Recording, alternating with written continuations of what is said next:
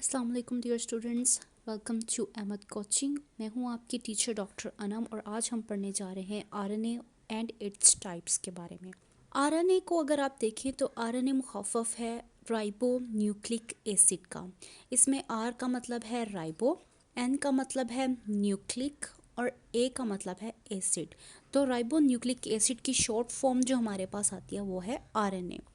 RNA actually में ribo nucleotides का polymer है। पॉलीमर का मतलब है कि बहुत सारे राइबो न्यूक्लियोटाइड्स एक दूसरे के साथ मिलते हैं तो हमारे पास आरएनए का एक मॉलिक्यूल मिल जाता है। राइबो न्यूक्लियोटाइड्स 3 कंपाउंड्स के आपस में जुड़ने से बनता है, जिसमें हमारे पास फॉस्फेट ग्रुप, राइबोज शुगर और नाइट्रोजनस बेसिस आ जाती हैं। जब ये 3 कंपाउंड एक दूसरे के साथ जुड़ते हैं तो हमारे पास एक राइबो न्यूक्लियोटाइड मिलता है। और आरएनए तब बनता है जब बहुत सारे राइबो न्यूक्लियोटाइड्स एक दूसरे के साथ जुड़ते हैं और हमारे पास आरएनए मॉलिक्यूल बनाते हैं। इस डायग्राम में आप देख सकते हैं कि ये डिफरेंट जो कलर्स नज़र आ रहे हैं ये एक्चुअली में राइबो न्यूक्लियोटाइड्स हैं जो एक दूसरे के साथ जुड़े हैं और हमारे पास एक आरएनए मॉलिक्यूल बन जाता है। आरएनए मॉलिक्यूल डीएनए के मुकाबले में सिंगल स्ट्रैंडेड होता है। सिंगल स्ट्रैंड का मतलब है कि इसके पास सिर्फ एक स्ट्रैंड होता है। अगर आप डीएनए को देखें तो उसके पास 2 स्ट्रैंड्स होते हैं।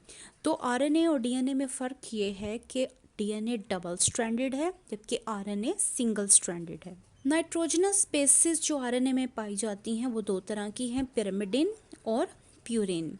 प्यूरिन में हमारे पास गवानीन और एडेनिन आ जाती है। डीएनए और आरएनए दोनों में ये वाली बेसिस पाई जाती है। जब आप पिरामिडिन की बात करते हैं तो पिरामिडिन में हमारे पास साइटोसिन आ जाती है। साइटोसिन डीएनए में भी है और आरएनए में भी है।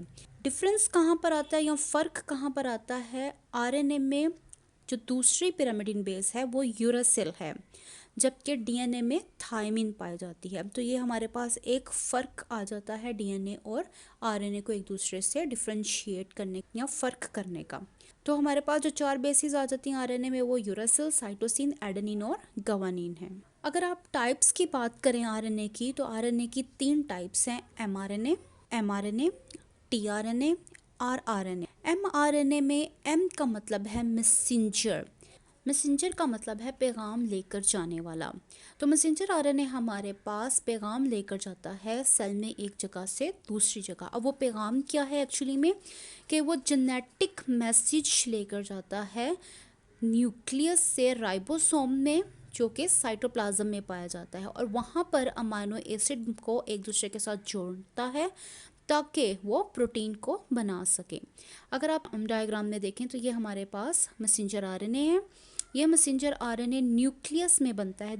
ये ब्लू पार्ट जो हमारे पास है ये न्यूक्लियस है और इसमें हमारे पास डीएनए, ये डीएनए एमआरएनए या मैसेंजर आरएनए बनाता है और ये मैसेंजर आरएनए न्यूक्लियस से होता हुआ साइटोप्लाज्म में आता है और साइटोप्लाज्म में आकर प्रोटीन को बनाने में मदद करता है। या इसके अंदर जो मैसेज है या जो पैगाम है वो मैसेज या वो पैगाम को डिकोड किया जाता है और वो मैसेज प्रोटीन के बनने में मदद करता है।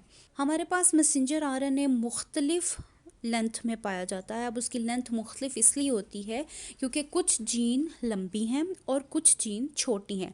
तो साइज़ जो है जीन का वो इस चीज़ को डिटर्मिन करता है कि मैसेंजर आरएनए साइज़ या मैसेंजर आरएनए की लेंथ क्या होगी।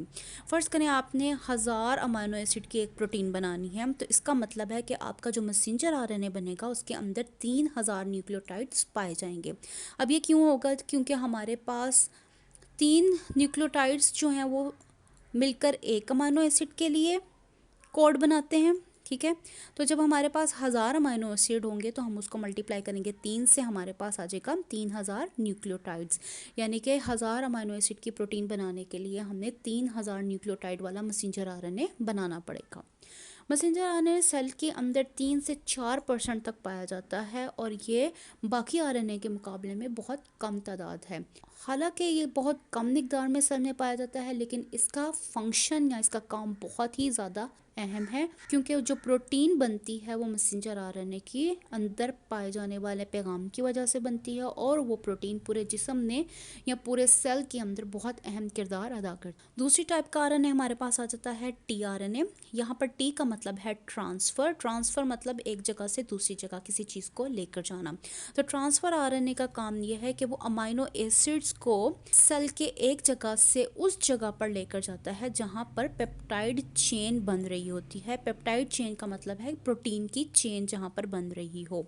यहाँ पर आप देखें तो हमारे पास ये ट्रांसफ़र आरएनए आ जाता है। ट्रांसफ़र आरएनए के पास एंटीकोड पाया जाता है। ये वो जगह है जहाँ पर ये ट्रांसफ़र आरएनए मैसेंजर आरएनए के साथ बाइंड करता है या जुड़ता है, और इस जगह पर अमाइनो एसिड ट्रांसफ़र आरएनए के साथ जुड़ा होता है। ठीक है, तो जैसे जैसे ट्रांसफ़र आरएनए मुख्तलिफ होता जाएगा, यहाँ पर अमाइनो एसिड भी मुख्तलिफ होते जाएंगे। यहाँ पर अगर आप देखें कि मैसेंजर आरएनए के साथ इस पोजीशन के ऊपर ट्रांसफ़र आरएनए बाइंड कर रहा है अपने इस एंटीकोडोन की मदद से, और उसके अंदर मौजूद अमाइनो एसिड जो है वो एक दूसरे के साथ जुड़ते जा रहे हैं और प्रोटीन बनती जा रही है। मैसेंजर आरएनए के मुकाबले में ट्रांसफ़र आरएनए का साइज़ छोटा होता है और ये सिर्फ 75 to 90 न्यूक्लियोटाइड्स के ऊपर मुश्तमिल है। टोटल आरएनए की बात की जाए तो उसमें 10 से 20% सिर्फ ट्रांसफ़र आरएनए सेल में पाया जाता है। तीसरी टाइप का आरएनए जो हमारे पास है वो आरएनए है। इसमें आर का मतलब है राइबोसोमल आरएनए। ये वो आरएनए है जो राइबोसोमल प्रोटीन्स के साथ अटैच होता है या उनके साथ जुड़ा होता है, और राइबोसोम के अंदर तकरीबन 40 से 50% जो है वो राइबोसोमल आरएनए पाया जाता है। यानी कि अगर आप राइबोसोम को देखें तो उसके अंदर दो चीज़ें होंगी, एक होगी राइबोसोमल प्रोटीन और एक होगा राइबोसोमल आरएनए। इस तरह से नज़र आता है राइबोसोम। ठीक है, और इस राइबोसोम के साथ आकर यहाँ पर मैसेंजर आरएनए अटैच हो जाता है।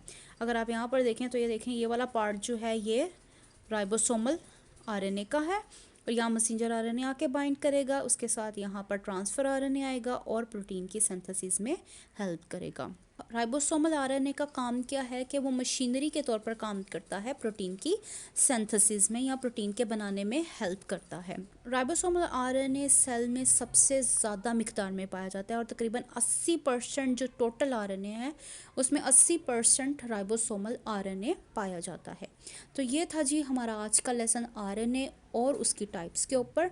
अगर इससे रिलेटेड आपके पास कोई सवाल है तो आप मुझसे पूछ सकते हैं कमेंट सेक्शन में। मैं मिलती हूँ आपको अगली वीडियो में।